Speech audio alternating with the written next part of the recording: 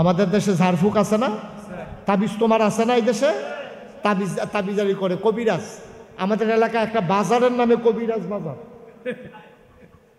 বেড়ায় কবিরাজ আসিল, এবার আর 6 ফুট না 7 ফুট সবাই কবিরাজ, বাজারের নামই কবিরাজ বাজার। এবার বুঝেন কীরকম আমাদের দেশে বৈধ অবৈধ নানানভাবে মানুষ কবিরাজি করে, করে না কি করে না? তো কইতাছে আমি জাহেলিয়াতের জমানায়, বিরক্ত করেন না, একটু আমার দিকে খেয়াল করে থাকেন। জাহেলিয়াতের জমানায় আমি কবিরাজি করতাম। তো কবিরাজি করছো তো কি হয়েছে? আমি এই ইসলাম আসার আগে আমি যে কবিরাজি করতাম, কবিরাজি করছি, বেড়ায় টাকা দিছে না।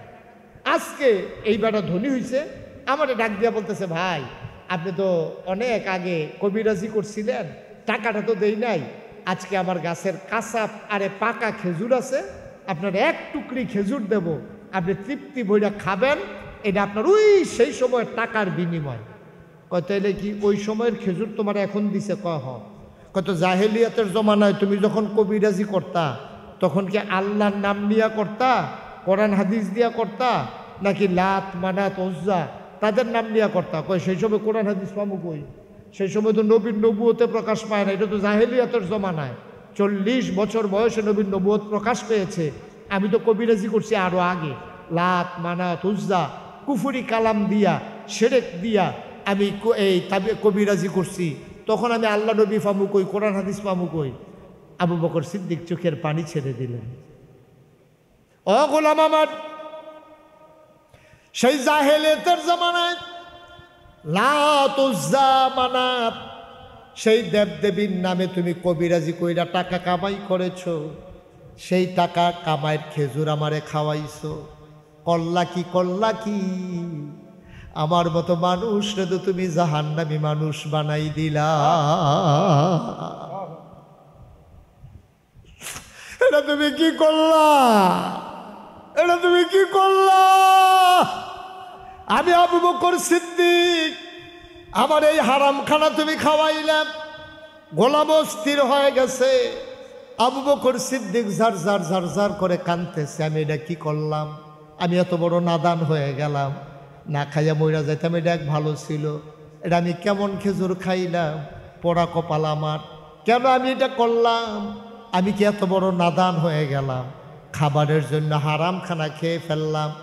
আবু বকর সিদ্দিক সাথে সাথে গলার ভিতর আঙ্গুল ঢুকাই দিলেন, বমি করা শুরু করলেন। বমি তো হয় না, শুকনা পেটে খাবা খেজুর গেছে। আবার আবু বকর সিদ্দিক যতটুকু পারলেন বের করতে চেষ্টা করলেন। তিনি বুঝলেন পেটের ভিতরে খেজুর রয়ে গেছে। ডাক দিয়া বললেন, তাড়াতাড়ি করে পানি আনো। মশকে বড়ে পানি আনা হলো। ঢক ঢক ঢক ঢক করে তিনি পানি খাইলেন। পেটটা তার ভরে গেল, পেট তার বড় হয়ে গেল। আবার তিনি আঙ্গুল ঢুকাই দিলেন। এখন তো বমি হয়, বমির সাথে পানি বের হয়, পানির ভিতরে খেজুরের টুকরা টুকরা খেজুর বের হয়। তিনি আশ্বস্ত হইতেছেন, তিনি খুশি হইতেছেন, আমার পেটের ভিতরে হারাম খেজুর বের হয়ে যাচ্ছে। বারবার তিনি পানি খায় আর আঙ্গুল দিয়া বমি করে। যতক্ষণ পর্যন্ত তার পানির সাথে খেজুরের টুকরা বের হয়েছে ততক্ষণ পর্যন্ত তিনি বমি করা বন্ধ করেন নাই। আবার যখন তিনি দেখলেন সাদা পানি বের হয় আর খেজুরের কণা বের হয় না, এবার তিনি থেমে গেলেন। জিহ্বাটা লম্বা হয়ে গেছে, চোখ দুইটা তার লাল হয়ে গেছে, মনে হয় চোখ দুইটা খুলে পড়ে যাবে। আবু বকর সিদ্দিক চিৎকার করে কয়, ও গোলাম আমার, ও গোলাম আমার, শোনো শোনো শোনো। এই আবু বকর সিদ্দিক যদি জেনে থাকে একটা কণা খাবার তার পেটে এখনো আছে, প্রয়োজনে বমি করতে করতে আমি মারা যাব, কিন্তু এই হারাম খাবার পেটে নিয়ে আমি মরতে পারবো না। এটার নাম আল্লাহর ভয়। আর আমরা কয় যে হুজুর এত এই ইবাদত বন্দিগি করি, কত দোয়া করি, কবুল তো হয় না। কবুল হইব কেমনে? যে টুপি মাথার দিয়া গেছেন হেডেও তো সুদের টেহাই কিনা, ঠিক কিনা কন? আপনার যে দোয়া কবুল হইতো কেমনি? আপনি যে টুপিটা কিনছেন এইটাও তো সুদের টেহাই কিনা, কিস্তির টেহা লইয়া আইতের সময় দোহানো টুপি দিকে কিনে আনছেন না, হেঁটে দিয়া আপনাকে দোয়া করলে কবুল হয়ে যাবো। বেড়া পেশাব দিয়ে উঁচু করে ফাঁক হইতে চাও, পেশাব দিয়ে উজু করে যদি আপনি পাক হইতে চান, এটা কি ফাঁক হইব না আরো বেশি নাফাক হইব? আপনি এই সুদের টেহা দিয়া, টুপি মাথার দিয়া, আপনি টুপি সুদের টেহা, পাঞ্জাবি সুদের টাকা, লুঙ্গি সুদের টাকা, তারপরে আপনি খাইছেন যে হেঁটে হইলো হারাম খানা, এরপর আপনি দোয়া করে। আরে মানুষ হইলে তো আপনার ঘাটটা ধরে বার করে দিল, আল্লাহ দেখছেন আপনার মসজিদও রাখছে, সেতা আল্লাহ হইলে তো লাঠি দিয়ে বাইরে হারাই দিল, ঠিক কিনা কম? নাফরমানি করবা আল্লাহ, আবার বইয়া বইয়া দোহানো কারে। আগের দিনের হুজুররা দোয়া করলে মেঘে বিজ্জা মাসে বাইক গেছে রে, দোয়া জাগাত কবুল হইছে। আগের দিনের মানুষ কিও তো সেই মানুষ আছিল, ঠিক কিনা কম? আমরা কত সিটার ভাত ফারাসি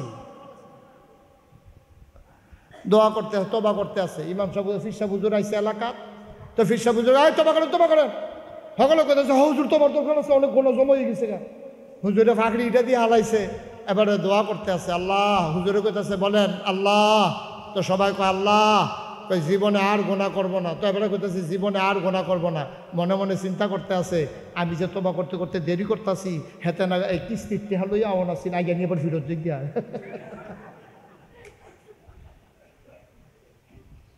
আপনি মুহে কইতাছেন আর গোনা করতাম না, আর এগুলো দিয়ে মনে মনে চিন্তা করতেছেন যে টেহা লইয়া দোহানের কাছে আওয়ানোর কথা আছি, আমার দেরি দিক কেন আবার ফিরত দিক। হুজুরি কি তোবা শুরু করছে? এবার আপনি এখন তোবা কি হয়েছে? তামাশা হয়েছে। আরে আমি আপনি ফিরসা হুজুররা বুঝ দিয়া দিছেন। হুজুরে কথা মাশাআল্লাহ, সবাই মিল্লা তওবা করছে, তোমাদের এলাকায় গোনা মাফ, তোমরা সব বলি হয়ে গেছে। হুজুরে ফতুয়া দিয়ে গেছে। এগুলো দিয়ে ভিতরে ভিতরে হাতে হিসাব মিলাইতে আছে। সুদের টেহা জানি লইয়া আইসিল নি জানি, আমি যে হনে হনে বইয়া রইছি। আমরা তো সেই মুসলমান বাবা। আল্লাহ দেখে এখন আপনারা খাওয়ায়, আল্লাহ দেখে আমাদেরকে এখনো বাঁচাই রাখছে। আমরা বেঁচে থাকার কোনো অধিকার নাই, ঠিক কিনা? আমাদের কি অধিকার আছে নাকি? নিয়ে আমাদের অধিকার নাই। কইলে তখন দেখবেন যে ওয়াজ উফরে পড়তে আছে, মনটা আর ভাল লাগতো না। কি কইলে আমরা কি কই এলাই আর আইনা না, এমনি আমি এক জায়গায় দুইবার আইনা, এমনি সময় নাই। আইসি যখন উচিত কথা কই এই যে এই প্যান্ডেলটার এই যে ঘরটার ভিতরে, আচ্ছা একেবারে যে বোকা, একবারে শুধু ফোলাটা, তারেও যদি তার আব্বারে লইয়া গালি দেন, সে কি খুশি হইব না রাগ হইব? মা কথা কেন, খুশি হইব না রাগ হইব? দুলাল ভাইয়ের যদি গালি দেন, দুলাল ভাই কি কইব? এই আমারে ফাললে আরো গালি দাও। আব্বারে লইয়া মরা বাস তুললা, আব্বা আসেন আপনার মারা গেছে, তাহলে উদাহরণ খাটছে। উনি যদি উনার আব্বারে লইয়া যদি আপনি গালি দেন, তখন উনি কী কইব?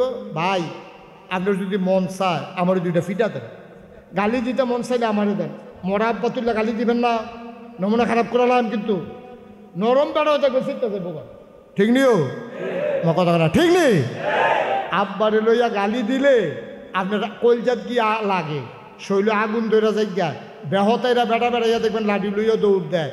এটা অবশ্যই এটা স্বাভাবিক, এটা স্বাভাবিক, এটা কোনো অন্যায় না, এটাই স্বাভাবিক। বাপ লইয়া গালি দিলে ফুতের যদি কলজাত না লাগে তাহলে কি ফু, ঠিক কিনা কর?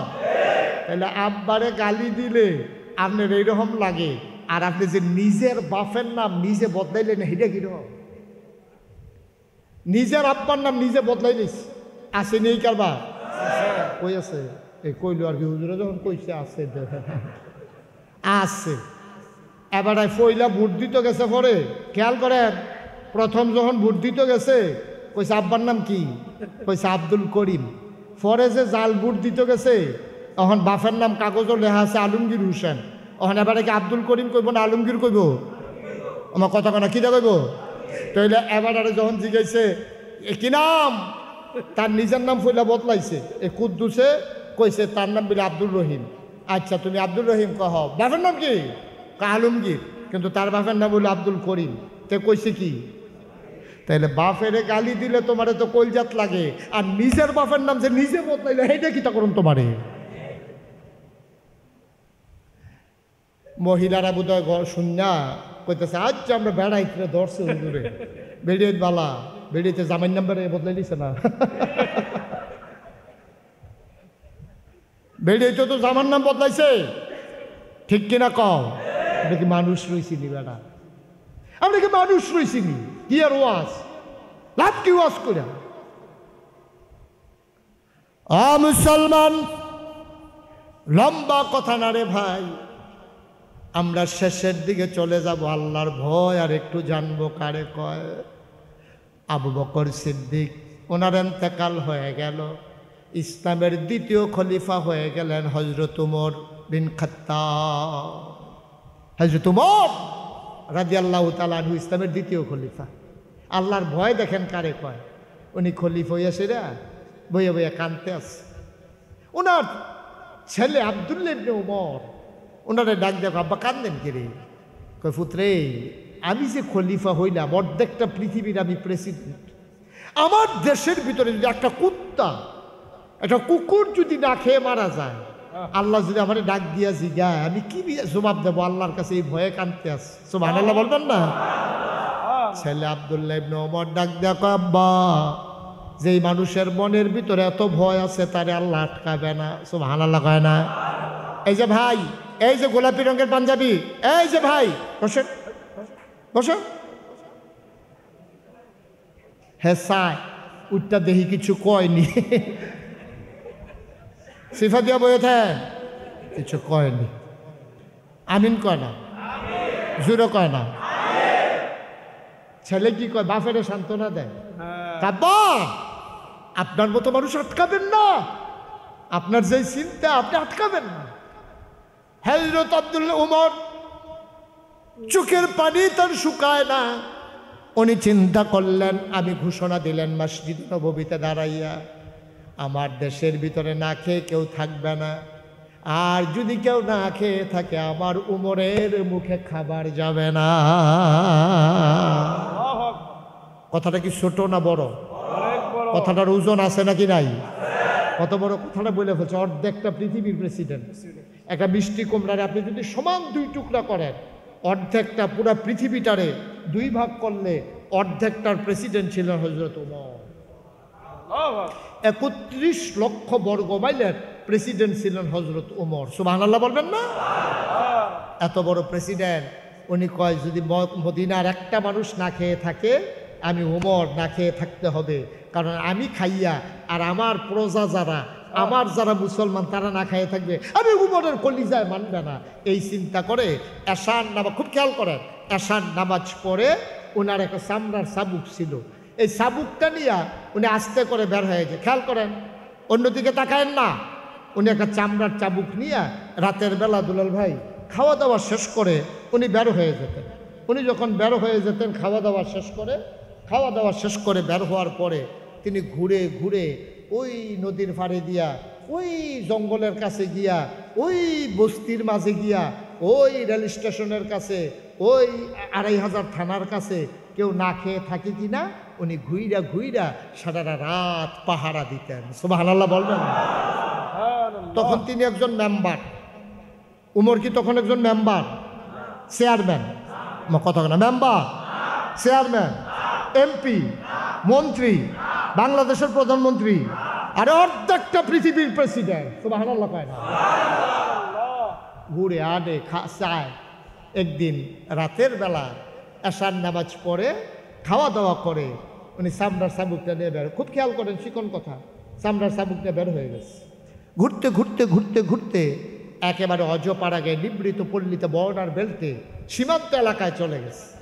গিয়া ঘুরতেছে, মৃদুমন্দ বাতাস, মাঝে মাঝে দূরে শিয়াল ডাকে, ঝিঝি পোকারা মাঝে মাঝে উঠতেছে, মাঝে আকাশের দিকে উনি তাকায়, এলো হাঁটতেছে। হঠাৎ করে ওনার কানের ভিতরে দুইটা বাচ্চার কান্নার আওয়াজ আসলো। সুবহানাল্লাহ বলবেন না? কার আওয়াজ? হাসির আওয়াজ না কান্নার আওয়াজ? কান্নার আওয়াজ আসছে। উনি শুই না কান পাচ্ছে, কোন দিক থেকে আওয়াজটা আসে খেয়াল করে ওইদিকে তাকাইলেন। তাকাইয়া দেখে অনেক দূরে মিটি মিটি আলো জ্বলতেছে, মিটমিট করে আলো জ্বলতেছে। উনি দিলেন দৌড়। সুবহানাল্লাহ বলবেন না? দৌড়তে দৌড়তে দৌড়তে দৌড়তে একেবারে কাছাকাছি যাওয়ার পরে দেখে বাচ্চার কান্নার আওয়াজ স্পষ্ট হয়ে গেল। আর একটা তাঁবুর ভেতরে মিটি মিটি আলো জ্বলতেছে। উনি খেয়াল করলেন তাঁবুটা চতুর্দিক দিয়া সেরা, ওই সেরা জায়গা দিয়ে আলোটা দূর থেকে দেখা গেছে। উনি উকি মাইরা তাকাইয়া দেখে ঘরের ভিতরে একটা মহিলা, দুইটা বাচ্চা। সুবহানাল্লাহ কয় না? বাচ্চাগুলো উপর হয়ে শুয়ে আছে, পেটের ভিতরে পাথর দেওয়া, বাচ্চাগুলা কাঁদতেছে আর মহিলারা একটা চুলার ভিতরে আগুন দিয়া পাতিলার ভিতরে কি যেন দিয়া নাড়তেছে। ওমর উকি মেরে তাকাইয়া দেখে পাতিলার ভিতরে পানি আর কয়েক টুকরা পাথর, কয়েক টুকরা পাথর আর পানি। মহিলাটা নাড়তেছে আর হযরত উমর তাকাইয়া দেখে বাচ্চাগুলা উপর হয়ে শুয়ে আছে। কান পেতে শুনে বাচ্চাগুলা কাঁদতেছে। কি কয়? বাচ্চাগুলা কান্দে আর কয়, আম্মা, ও আম্মা, আম্মা, আম্মা, তুমি না বলছো কাফেরের দেশে খানা নাই গো আম্মা, তুমি না বলছো কাফেরের দেশে খানা নাই, মুসলমানের দেশে খানার অভাব নাই। এই কথা বলে সকালবেলা তুমি কাফেরের দেশ থেকে মুসলমানের দেশে ঢুকেছ। সকাল থেকে দুপুর হলো, দুপুর থেকে সূর্য গড়িয়ে বিকেল হলো, গোধূলি লগ্ন পরন্ত বিকেল, সূর্য ডুবু ডুবু প্রায়, সূর্য হারিয়ে গেল পশ্চিম আকাশে। গরুগুলো গোয়াল ঘরে, পাখিরা আপন নীড়ে, শিশুরা মায়ের বুকে মুখ রেখে ঘুমায়। প্রিয়তম স্বামী প্রিয়তমা স্ত্রীকে নিয়ে ঘুমিয়ে পড়েছে।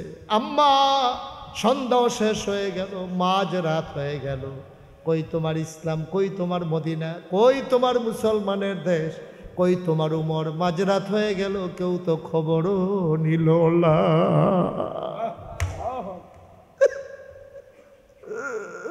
কেউ তো খবরও নিল না।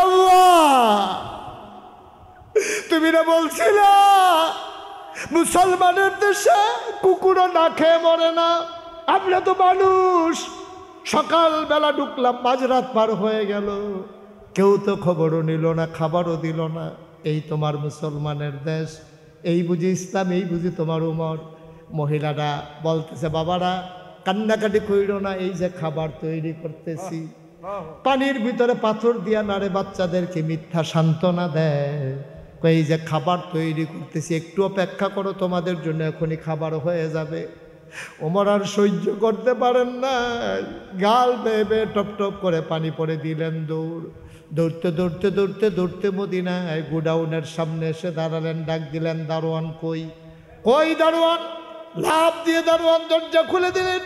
ওমর বলেন, তাড়াতাড়ি বস্তার ভিতরে আটা ঢুকাও, কিছু খেজুর দাও, কিছু শাকসবজি দাও।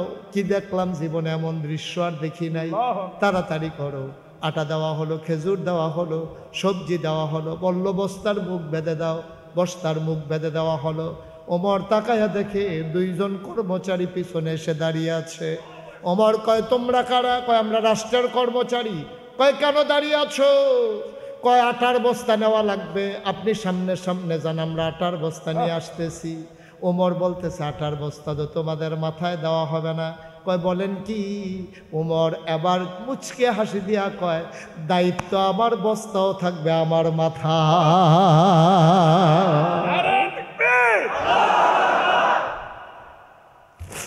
দায়িত্ব আমার, বস্তা আমার মাথায় দাও। কর্মচারীরা বলে, আমরা রিজাইন দেবো, চাকরি করব না। আপনি যদি বস্তা নিয়ে ঘুরেন, আমাদের চাকরি করার দরকার কি? ওমর ডাক দেয়া কয়, বস্তা নেওয়ার বুঝি বড় শখ? কয়, শখ নাই, আমাদের দায়িত্ব। ওমর বলে, ঠিক আছে, কে বস্তা নিতে চাও? দুইজন আগে আসলো, আমরা দুইজন নিতে চাই। ওমর বলে, আমি তার বস্তায় মাথায় দেব। কয়, কার মাথায় দেবেন বস্তা?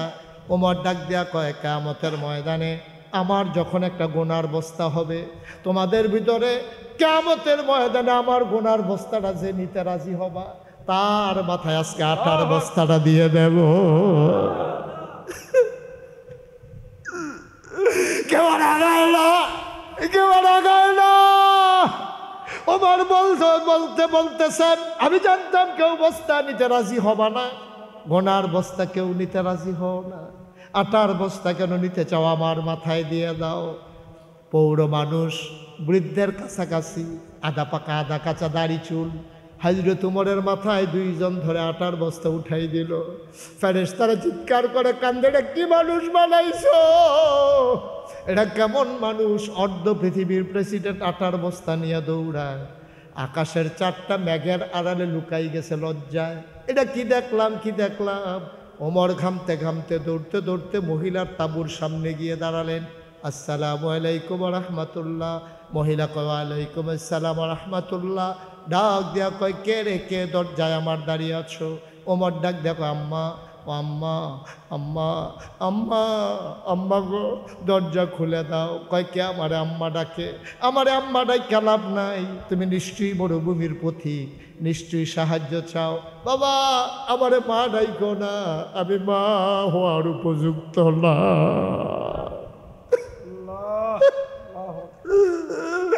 আমারে মা ডাইকো না, আমি কিসের মা? আমি জন্ম দেওয়া বাচ্চাদেরকে 3 দিন হয় খাবার দিতে পারি না, আমি কিসের মা? আমারে মা ডাইকো না। বাবা তুমি অন্য দরজায় দেখো, আমি গরিব মানুষ, তুমি মন খারাপ করো না, আমার ঘরে কিচ্ছু নাই তোমারে দেওয়ার জন্য, তুমি চলে যাও, কোনো এক সময় আইসো, তোমাকে আমি আদর করে খাওয়াই দেব। ওমর ডাক দেখো আম্মা গো, ও আম্মা আমার খাবার লাগবে না, দয়া করে দরজাটা একটু খুলে দাও আম্মা। তাই দেখো কে, তাকাইয়া দেখো কে দাঁড়িয়ে আছে। মহিলা দরজা খুলে দিলেন। মহিলা তো উমর চিনে না, দেখে বুড়ো একটা মানুষ বস্তা নিয়ে দাঁড়িয়ে আছে। মহিলা ডাক দেয়া কয় কে তুমি? আমার বাড়ি এই এলাকায়, আমি চাই যে যাচ্ছিলাম এই পথেই, শুনলাম তোমার ঘরে 3 দিন হয় খাবার নাই, বাচ্চারা খিদার জ্বালায় ঘুমিয়ে পড়েছে, আমার কাছে সামান্য কিছু আটা ছিল মা, এটা তোমার বাচ্চাদের জন্য নিয়ে আসছি। মহিলা তুমি যদি অনুমতি দাও, ও আম্মা তুমি অনুমতি দিলে ভিতরে ঢুকবো, নাইলে নাই। মহিলাকে আসো আসো ভেতরে আসো। আম্মা ধরে একটু বস্তাটা নামান। মহিলা ধরে বস্তা নামালেন। ওমাই আমার পরে যদি নবী থাকতো, আমার পরে আমার উমর আমার পরে নবী হইতো। ওই উমর ডাক দেয়া কয় আম্মা গো তুমি রুটি বানাও, আমি ফু দিয়ে আগুন ধরাই দেই। ইতিহাস সাক্ষী দেয় উমর ফু দিয়ে আগুন ধরাই দেয়। মহিলা রুটিগুলা বানাইয়া উমরের হাতে দেয়। ওমর খোলার ভিতরে দিয়া রুটিগুলা সেঁকতেছে। রুটি 2টা বানানো হয়ে গেল। ওমর ডাক দেয়া কয় আম্মা অনুমতি দিলে ভাইদেরকে ডাইকে উঠাইতাম, আমার ছেলেরা খায় নাই, তাড়াতাড়ি উঠাও। আবার উমর তাদেরকে উঠালেন। খেজুর ছিঁড়ে ছিঁড়ে বিচিটা ফালাইয়া টুকরা রুটির ভিতরে খেজুর দিয়া ওমর বাচ্চাদের মুখে দেয়। ওমর কয় আমি লোকমান এই একটা, মুখ চলে আসে 2টা, একটা মুখেরে ধাক্কা দিয়ে আর একটা মুখেরে খাবার দেই। কোনো মানুষ খাবারের জন্য এমন কারাকারি করতে পারে আমি না দেখলে বিশ্বাস করতাম না। ওমর মহিলারা আবার তাকায়, বারবার চোখের মাঝে মাঝে আর চোখে ওই লোকটার দিকে তাকায়, তাকাইয়া দেখে বুড়া মানুষটা বাচ্চাদের মুখে রুটি দেয় আর গাল বেয়ে টপ টপ করে পানি পড়ে। ওমরের চোখের পানি দিয়ে দাড়ি ভিজে গেছে, বুকের পাঞ্জাবি ভিজে গেছে। ওমর রুটি খাওয়ায় আর কাঁদতেছে। মহিলা ডাক দেয়া কয় বাবা তুমি কি আমি চিনি না, তবে তোমার মতো মানুষ থাকতে ওমর আবার খলিফা হয় কেমনে? তোমার মতো মানুষ থাকতে মদিনায় ওমর কেমনে খলিফা হয়? ওমরের মন বড় শক্ত। ওমর তো খবরও নিল না, সকালে ঢুকলাম, তুমি তো ঠিকই আসলা, তুমি তো আমার খবর নিলা। তোমার খলিফা হওয়ার দরকার, ওমরের খলিফা হওয়ার কোনো দরকার নাই, তার খলিফা হওয়ার কোনো যোগ্যতা নাই। সকালবেলা আমি ঘুরে ঘুরে মদিনার মানুষকে বলবো ওমরকে বাদ দিয়া যেন তোমারে খলিফা বানাই দেয়। ওমরে ডাক দেখো আম্মা এখন এই কথা থাক, তুমি একটা রুটি খাও। মহিলার মুখে রুটি দেয়, মহিলা খায় না, ঢুক গিলতে পারে না, কাঁদতেছে বসে বসে। কয় বাবা সকালবেলা বাচ্চারা আমার খিদার জ্বালায় কান্দে, আমি বুড়া মানুষ, আমি খাবারের জন্য কষ্ট হইল কোনো মতে বেঁচে যাব, বাচ্চাদেরকে কি বলে সান্ত্বনা দেব? আমারে রুটি খাওয়ানো লাগবে না, আমি কে সকালবেলা কি খাওয়াবো? ওমর আবার ডাক দেয়া কয় আম্মা ও আম্মা তুমি সকালবেলা মসজিদে নববীতে আইসো, ওইখানে ওমর বসে, সেখানে আমি থাকবো গো আম্মা, ওমরের সাথে আমার বড় খাতির গো আম্মা। আমি যা বলি উমর তাই করে, আমার কথা উমর ফলায় না। তুমি সকালবেলা আইসো গো আম্মা, আমি উমরকে বইলা তোমার মাসিক রেশনের ব্যবস্থা করে দেব। সকালবেলা উমর চলে আসলেন কাঁদতে কাঁদতে। ফজরের পরে তিনি বসলেন সব মুসল্লিদেরকে সামনে নিয়ে। ওমর সবার সুখ দুঃখের কথা শুনতেছেন, ঘুম নাই, দাড়িগুলো তার উস্কু খুস্কু, চুলগুলো তার এলোমেলো, চোখগুলো তার লাল লাল, কথা বলতেছেন সাহাবাদেরকে নিয়ে। এমন সময় মহিলা 2 বাচ্চা নিয়ে মসজিদে নববীর দরজায় দাঁড়াইছে। দাঁড়ায় একজন মানুষকে জিজ্ঞেস করে ভাই ও ভাই এই জায়গার ভিতরে উমর কোনটা দেখান দেখি। ওই যে মাঝে বসে আছে লম্বা মানুষটা, এটাই তো উমর। মহিলা মহিলা তাকাইয়া দেখে আঙ্গুল দিয়া যারে উমর দেখাইছে এই মানুষটার কেউ না, রাতের বেলা যে ফু দিয়া আগুন ধরাইছে।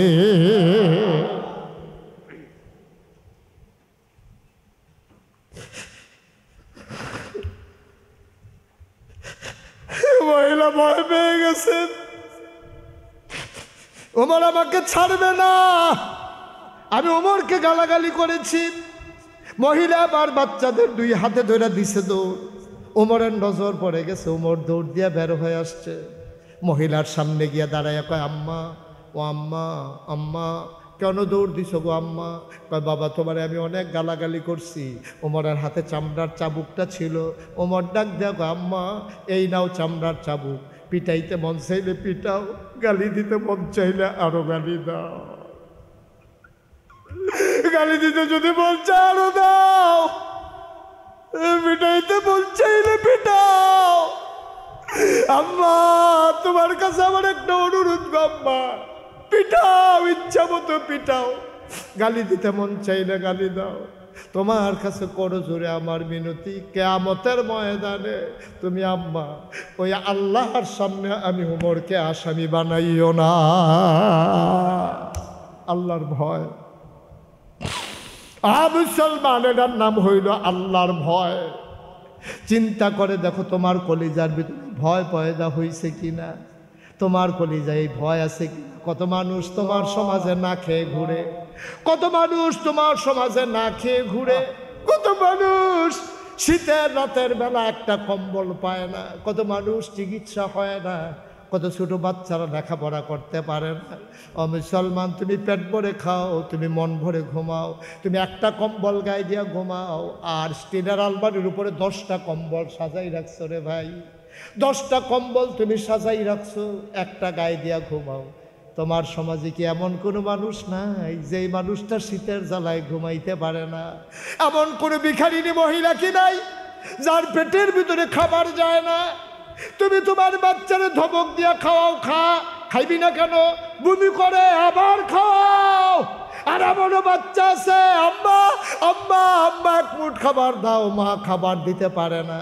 তোমার বাচ্চার তোমার কাছে যেমন দাম, ওই রাস্তায় ভিক্ষা করা মহিলাটার কাছেও তার বাচ্চার এমন দাম, ঠিক কিনা? লম্বা কথা বলা যাবে না ভাই।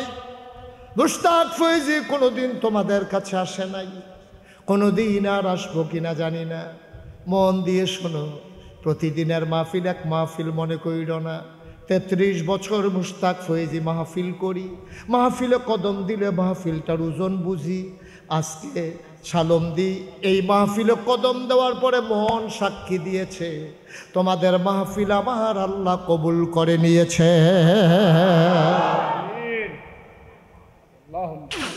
একটা লোক আমরা উঠবো না, একটা লোক আমরা যাব না।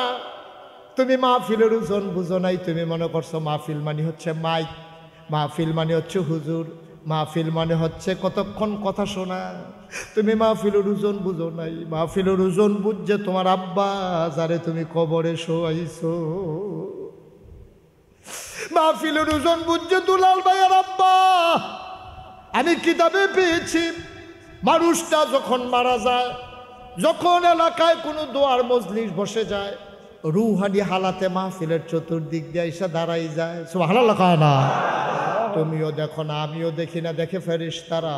ফেরেশতারা কয়, কি গো তুমি এখানে এসে দাঁড়াইছো কেন? কিও তুমি ভাই এখানে তোমার কি? তোমার ফুতে তো দুনিয়াতে আছে, তোমার ছেলে তো মাহফিলে আইছে, তোমার কাজ কি?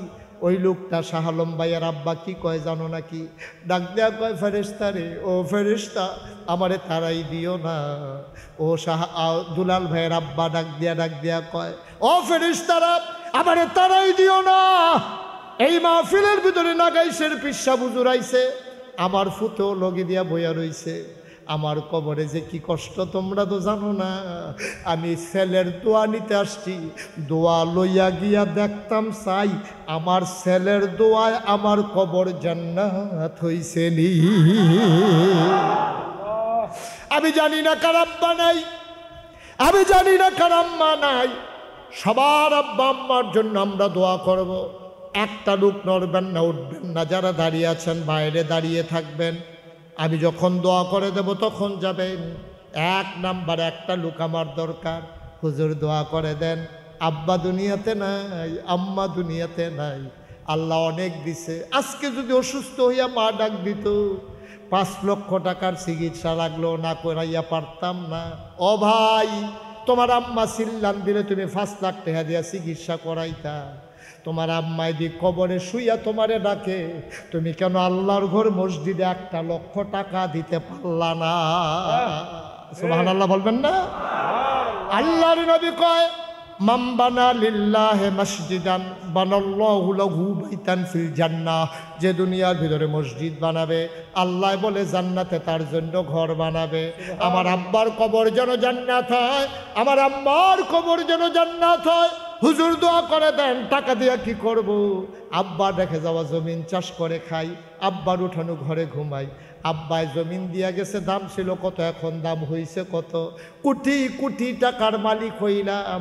আব্বার কবর যেন জান্নাত হয়, এই আশায় আব্বার কবর জান্নাত যেন হয়ে যায়, এই নিয়তে আল্লাহর ঘর মসজিদের জন্য হুজুর আমি দিয়ে দেব 1 লক্ষ টাকা।